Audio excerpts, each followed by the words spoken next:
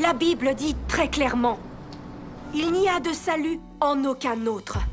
Car il n'y a sous le ciel aucun autre nom qui ait été donné parmi les hommes par lequel nous devions être sauvés. Amen. Nous ne pouvons être sauvés qu'en croyant au nom du Seigneur Jésus. Mais vous nous demandez de croire en Dieu Tout-Puissant. Mes frères et sœurs, cela fait des années que vous croyez au Seigneur et vous êtes des collaborateurs importants dans l'Église. Faites preuve de discernement. Oui. Vous ne pouvez pas croire ce qu'ils vous disent. Oui.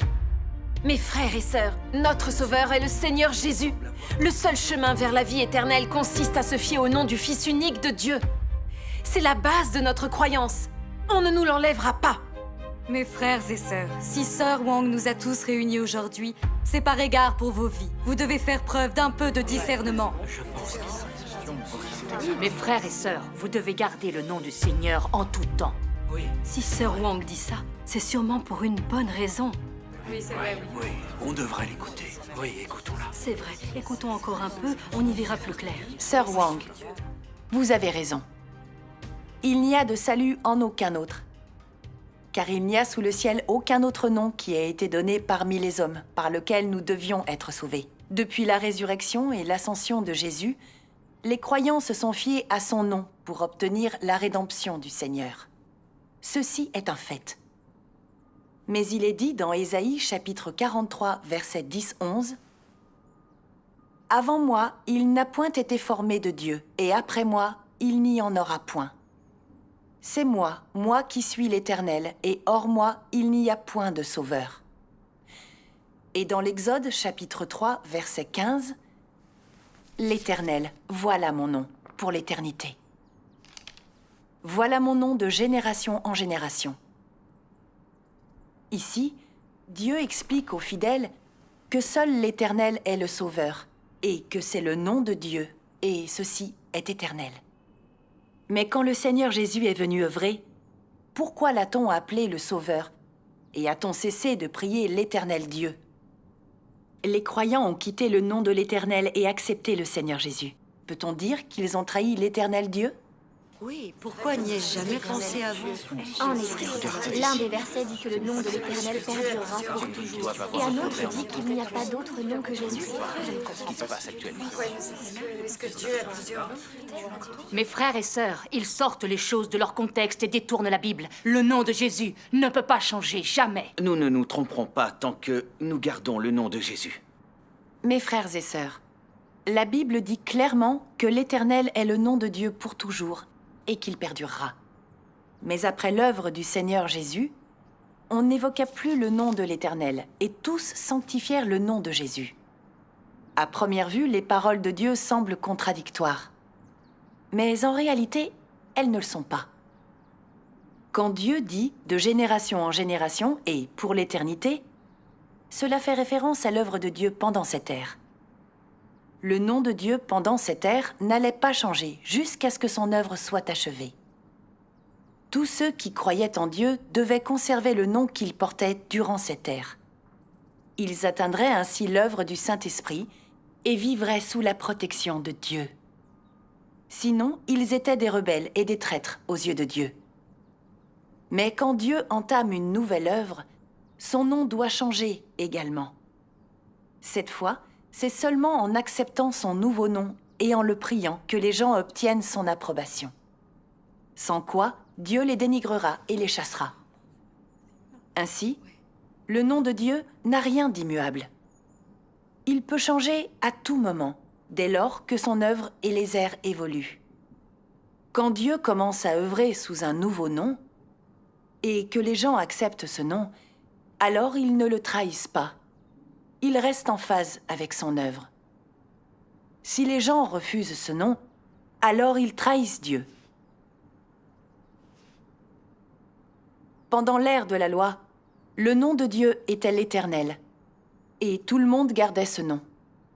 Même si l'ère de la loi avait duré des milliers d'années, personne n'aurait pu s'écarter du nom de l'Éternel. Mais lorsque le Seigneur est venu œuvrer, le nom de Dieu est devenu Jésus. Depuis, ceux qui ont accepté Jésus comme leur sauveur, comme Pierre et Matthieu, ont obtenu l'approbation de Dieu. Mais ceux qui gardaient le nom de l'Éternel et rejetaient le Seigneur Jésus, comme les pharisiens, étaient des traîtres rejetés par Dieu. De la même manière, dans les derniers jours, Dieu est venu et a entamé l'œuvre d'une nouvelle ère, et son nom a changé. Aujourd'hui, seuls ceux qui acceptent le nom de Dieu Tout-Puissant sont loyaux. S'ils rejettent le nom de Dieu Tout-Puissant, ils deviendront des traîtres envers Dieu, qui les éliminera. Ce que vous dites va contre la Bible. Le Seigneur Jésus a admonesté l'humanité. Quiconque me confessera devant les hommes, je le confesserai aussi devant mon Père qui est dans les cieux. Mais quiconque me reniera devant les hommes, je le renierai aussi devant mon Père qui est dans les cieux. Voici la preuve qu'au retour du Seigneur, son nom ne changera pas. Amen. Le bon choix est de garder le nom de Jésus. Amen. Ce que vous dites est contraire à la Bible. Oui. Si nous ne reconnaissons pas le nom de Jésus, quand le Seigneur reviendra, il ne nous reconnaîtra pas. Osez-vous nier les paroles du Seigneur Jésus? Non. Mes frères et sœurs, celui qui tente de nous faire rejeter le nom de Jésus pour un autre n'est pas digne de confiance. Amen. Sir Wong connaît bien la Bible. Oui, nous devons croire au nom du Seigneur à tout moment. Il est donc possible que le nom de Dieu change, puisque le nom de l'Éternel est devenu Jésus. Mes frères et sœurs, le Seigneur Jésus nous a clairement dit que si nous ne le reconnaissions pas, il ne nous reconnaîtrait pas non plus. Donc le nom de Dieu ne peut pas changer. S'il devait changer, une prophétie l'aurait annoncé. C'est vrai. Mes frères, mes sœurs, si l'on étudie soigneusement la Bible, on s'aperçoit que les paroles du Seigneur se plaçaient dans un contexte précis. Il a prononcé ces mots quand il a envoyé ses disciples prêcher l'Évangile. Il était conscient qu'ils endureraient beaucoup de peines et de persécutions au cours de leur voyage. C'est pourquoi il les a prévenus que quelle que soit la nature des persécutions ou des problèmes qu'ils auraient à affronter, ils ne devaient pas l'abandonner pour sauver leur vie. Sinon, ils seraient abandonnés par Dieu.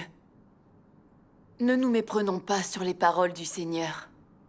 Quant à savoir si oui ou non son nom changera à son retour, penchons-nous sur l'Apocalypse chapitre 3, verset 12.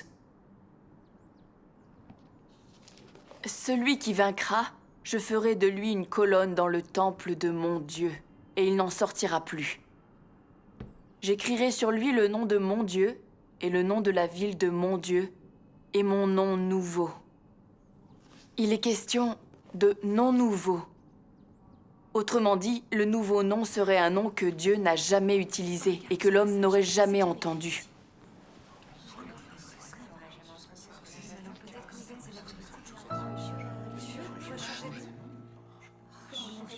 J'ai lu la Bible tellement de fois. Comment ai-je pu négliger ce passage? Les Écritures le disent clairement.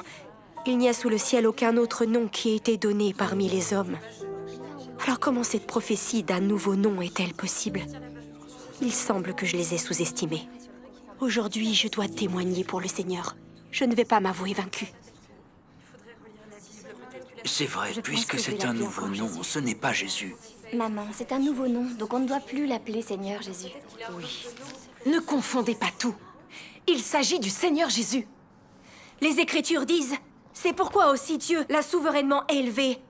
Et il lui a donné le nom qui est au-dessus de tout nom. Afin qu'au nom de Jésus, tout genou fléchisse dans les cieux, sur la terre et sous la terre, et que toute langue confesse que Jésus-Christ est Seigneur, à la gloire de Dieu le Père. Amen.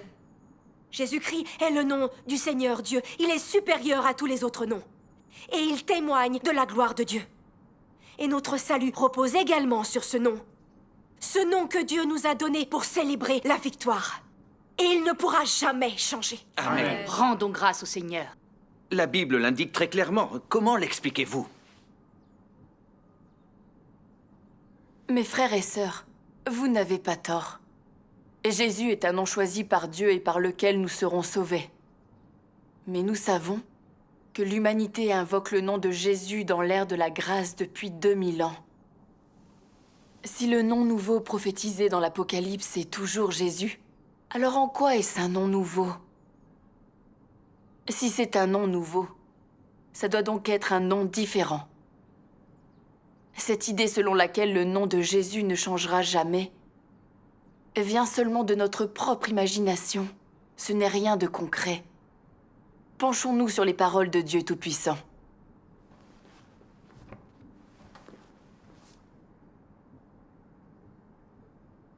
Dieu Tout-Puissant dit: certains disent que le nom de Dieu ne change pas. Alors pourquoi l'Éternel change son nom en Jésus? La prophétie avait annoncé la venue du Messie, alors pourquoi un homme nommé Jésus est-il venu? Pourquoi le nom de Dieu a-t-il changé? Un tel travail n'a-t-il pas été réalisé il y a longtemps? Dieu aujourd'hui ne peut-il pas faire un nouveau travail? Le travail d'hier peut être modifié. Et le travail de Jésus peut succéder à celui de l'Éternel. Le travail de Jésus, alors, ne pourrait-il pas être suivi d'un autre travail? Si l'Éternel peut changer son nom en Jésus, le nom de Jésus ne peut-il pas aussi changer? Cela n'est pas rare, mais les gens le pensent seulement à cause de leur simplicité d'esprit. Les paroles de Dieu Tout-Puissant révèlent les méprises de l'humanité. Elles nous disent aussi que le nom de notre Dieu ne reste pas immuable, mais qu'il change de concert avec l'œuvre de Dieu. Dans l'ère de la grâce, le nom de l'Éternel est devenu Jésus. Et le nom de Jésus change également dans les derniers jours. Tout ceci est l'œuvre propre à Dieu. Ce sont ses affaires. Nous n'avons aucun droit d'interférer, encore moins de statuer. Comme Dieu est notre Créateur, ses idées surpassent celles de l'humanité. Chacun de ses actes est plein de sagesse, et les noms qu'il définit en sont empreints. Il a ses raisons pour changer de nom. L'homme ne peut les concevoir. Ce n'est qu'en continuant de chercher avec un cœur humble que nous en comprendrons les mystères. Les mystères? Mais Dieu nous a déjà fait connaître son nom. Où est le mystère? Cessez de jouer au mystique. Vous tentez de nous écarter du nom de Dieu pour qu'on suive votre voie. Ma sœur, laissez-moi vous poser une question. Au commencement, Dieu avait-il déjà un nom? Son nom n'était pas l'Éternel? Si, il se nommait l'Éternel. D'accord. Vous vous dites prédicatrice en posant une question si naïve. C'est vrai. Trouvez la réponse à votre question avant de nous parler. Mes frères et sœurs, pendant des années, nous avons supposé qu'au commencement, Dieu avait un nom.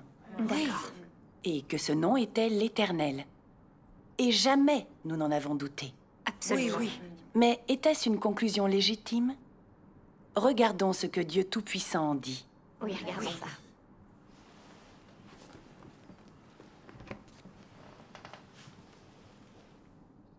Dieu Tout-Puissant dit: Dieu n'avait pas de nom à l'origine. Il a pris un, deux ou plusieurs noms seulement, parce qu'il avait du travail à faire et qu'il devait gérer l'humanité. Quel que soit le nom qu'on utilise, ne l'a-t-il pas choisi lui-même? A-t-il besoin de toi, une créature, pour faire ce choix? Dieu choisit son nom, selon ce que l'homme peut comprendre, et selon le langage de l'homme.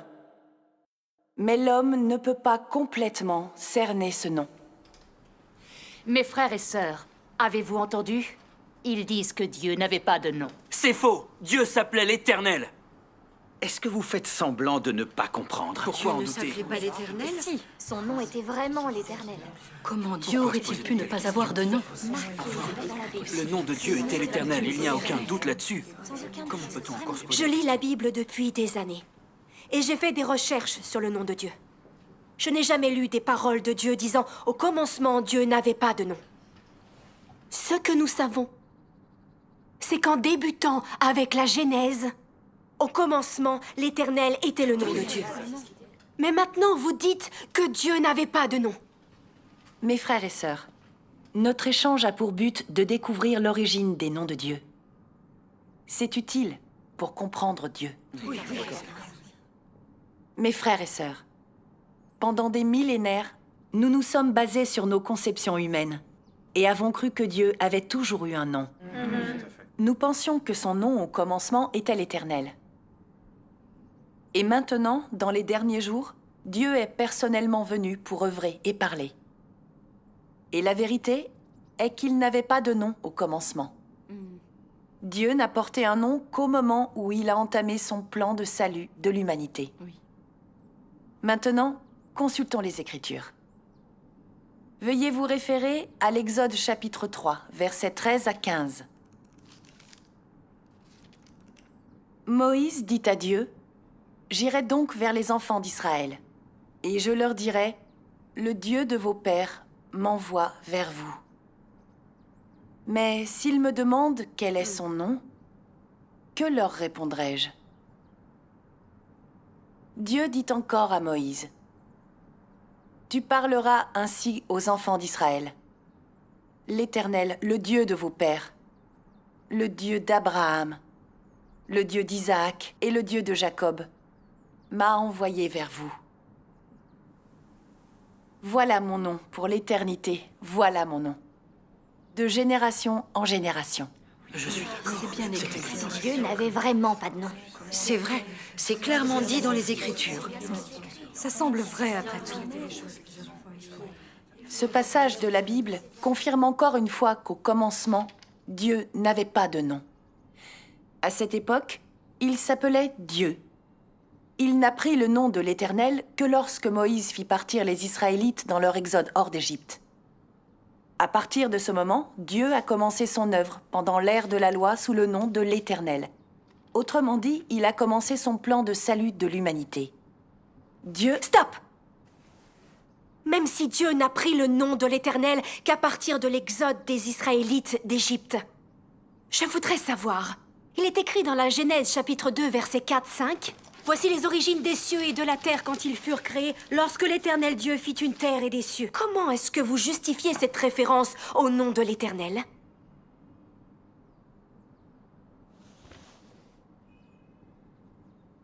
Pour commencer, quand Dieu créa toutes les choses de ce monde, il n'y avait pas de Genèse.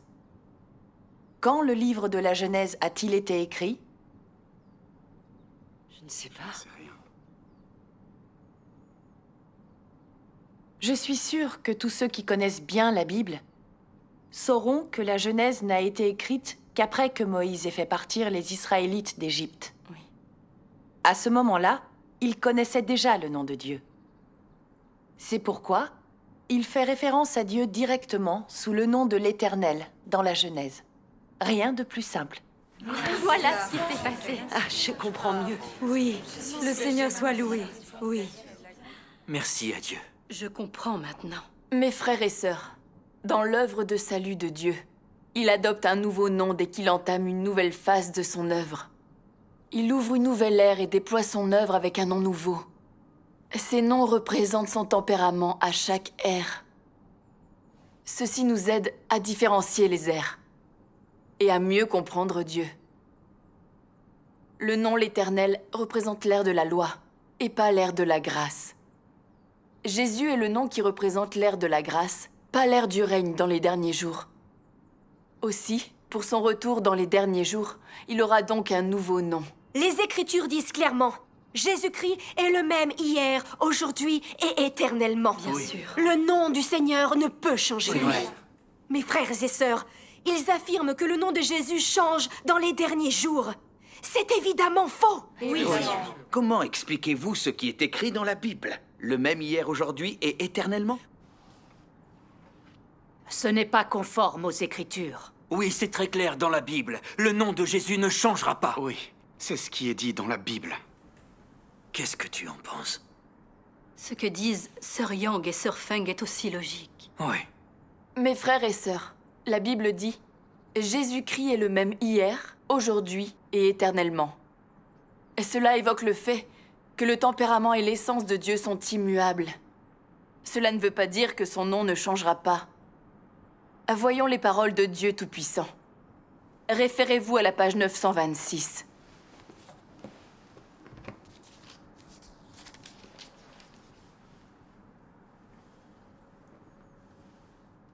Dieu Tout-Puissant dit, « Certains disent que Dieu est immuable. » C'est exact. Mais cela se réfère à l'immuabilité, du tempérament et de la substance de Dieu. Ces changements de nom et de travail ne prouvent pas que sa substance a changé. En d'autres termes, Dieu sera toujours Dieu, et cela ne changera jamais. Si tu dis que le travail de Dieu reste toujours le même, alors comment pourrait-il achever son plan de gestion de 6000 ans? Tu sais simplement que Dieu est toujours immuable. Mais sais-tu que Dieu est toujours nouveau et jamais vieux? Si l'œuvre de Dieu ne changeait jamais, alors aurait-il pu amener l'humanité jusqu'à aujourd'hui? Si Dieu est immuable, alors comment se fait-il qu'il ait déjà fait le travail de 2 ères? Les mots « Dieu est immuable » se réfèrent à ce que Dieu a et ce qu'il est. Peu importe, tu ne peux pas ramener le travail de 6000 ans à un instant, ou le décrire avec de simples mots statiques. Telle est la stupidité de l'homme. Dieu n'est pas aussi simple que l'homme l'imagine, et son œuvre ne cessera pas après une seule ère. L'Éternel, par exemple, ne sera pas toujours le nom de Dieu.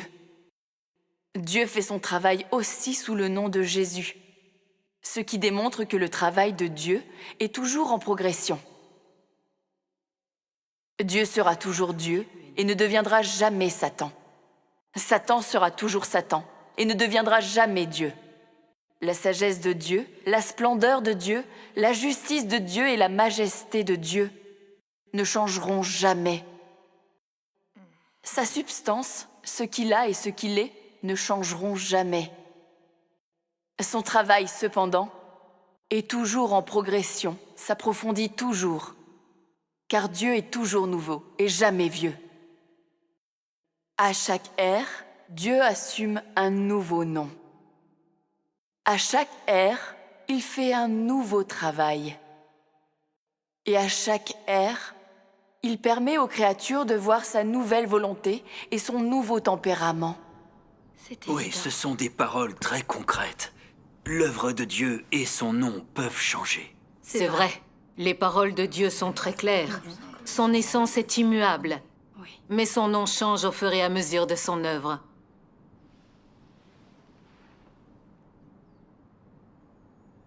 Nous pouvons donc observer, d'après les paroles de Dieu Tout-Puissant, que Dieu lui-même est immuable.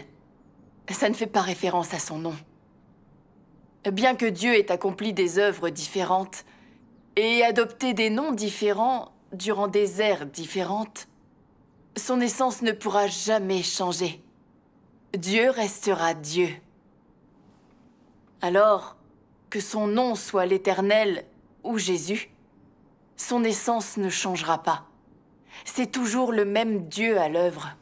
Oui, c'est vrai. Oui. Cependant, à l'époque, les pharisiens juifs ne savaient pas que le nom de Dieu changeait en accord avec le changement d'ère et d'œuvre. Ils croyaient que seul l'Éternel pouvait être leur Dieu et leur Sauveur. Parce qu'au cours des siècles, ils avaient maintenu que seul l'Éternel est Dieu et qu'il n'y a pas d'autre Sauveur que l'Éternel.